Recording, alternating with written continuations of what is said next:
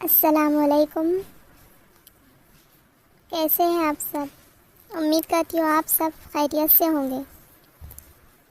آج ہم جانیں گے حضرت آدم علیہ السلام کے بارے میں۔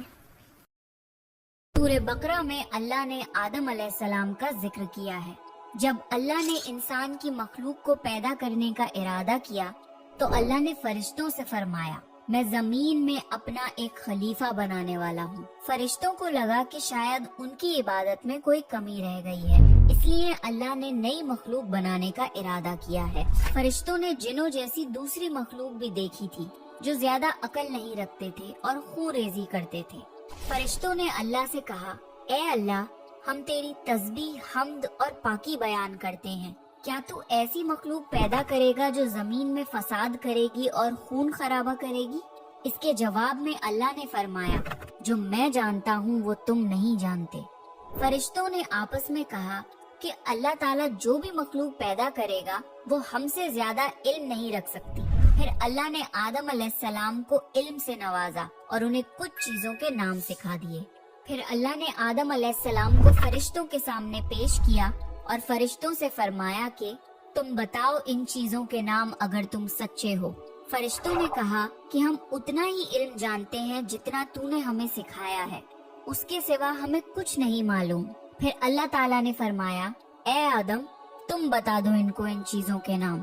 پھر جب آدم نے ان چیزوں کے نام بتا دیے تو اللہ نے فرشتوں سے فرمایا کہ میں نہ کہتا تھا کہ میں آسمانوں اور زمین کی پوشیدہ چیزوں کو جانتا ہوں۔ پھر اللہ نے فرشتوں سے فرمایا کہ تم آدم کو سجدہ کرو، تو وہ سب سجدے میں گر پڑے مگر شیطان نے سجدہ نہیں کیا۔ اللہ نے فرمایا کہ اے ابلیس، تجھے کیا ہوا کہ تو سجدہ کرنے والوں کے ساتھ شریک نہ ہوا؟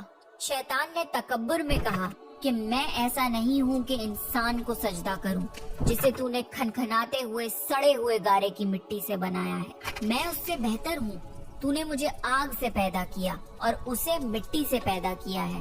اللہ نے شیطان سے فرمایا، یہاں سے نکل جا، تو مردود ہے اور تجھ پر قیامت کے دن تک لعنت برسے گی۔ شیطان نے کہا، مجھے قیامت تک مہلت دے۔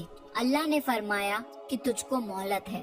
شیطان نے اللہ سے کہا کہ تو نے مجھے گمراہ کیا ہے، میں قسم کھاتا ہوں کہ میں انسان کی سیدھی راہ پر بیٹھوں گا، پھر میں ان پر حملہ کروں گا، ان کے آگے سے بھی، پیچھے سے بھی، دائیں سے بھی اور بائیں سے بھی، اور ان میں سے اکثر کو تو شکر گزار نہیں پائے گا۔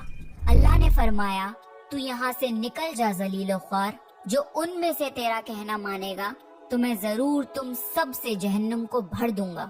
بے شک میرے خاص بندوں پر تیرا ذرا قابو نہیں چلے گا۔ جنت کی ساری نعمتوں کے باوجود آدم علیہ السلام جنت میں اکیلا محسوس کرتے تھے۔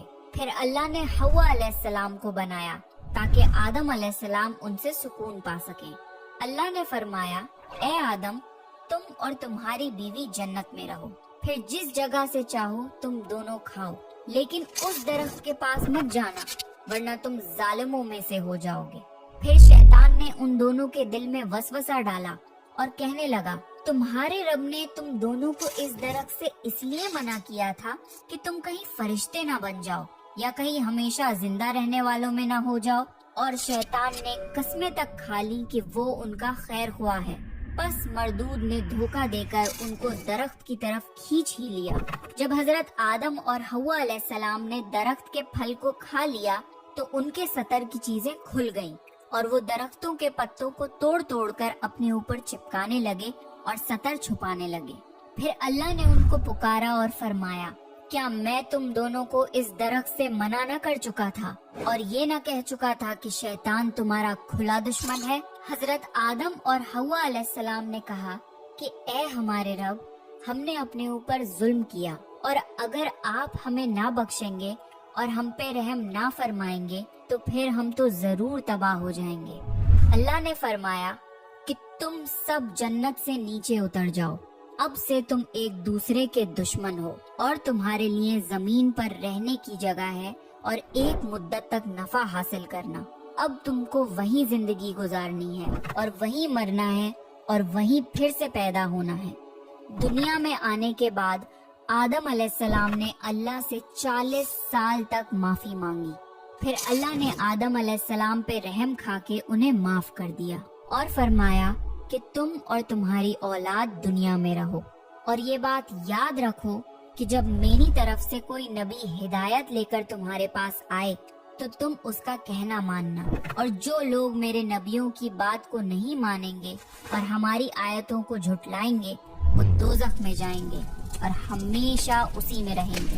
پھر حضرت آدم اور حوا علیہ السلام دنیا میں رہنے لگے، انہی سے انسانوں کی نسل شروع ہوئی۔ آدم علیہ السلام تقریباً 900 سال زندہ رہ کر وفات پا گئے۔